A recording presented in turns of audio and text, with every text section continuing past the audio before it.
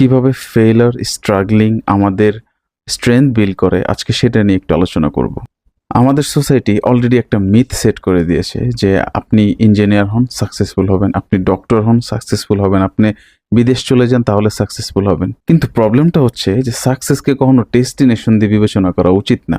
আমরা যেটা করি সাকসেসকে সবসময় ডেস্টিনেশন দিয়ে বিবেচনা করি।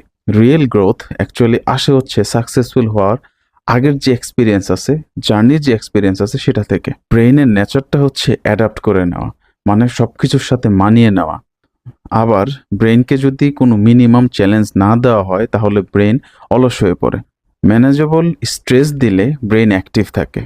ব্রেন হচ্ছে মাসেলের মতন, যদি একদমই এক্সারসাইজ না করা হয় তাহলে ব্রেন উইক হয়ে যায়। যদি ম্যানেজেবল এক্সারসাইজ করতে দেয়া হয়, যেমন মাসেল স্ট্রং হয় তেমনি করে ব্রেনও অ্যাক্টিভ থাকে। আবার হঠাৎ করে হেভি লিফটিং করতে যদি দেওয়া হয়, যেমনি করে মাসেল ইনজুরি হওয়ার চান্স থাকে তেমনি করে ব্রেনও অ্যাক্টিভ থাকে না এবং অ্যাংজাইটি ডেভেলপ করে।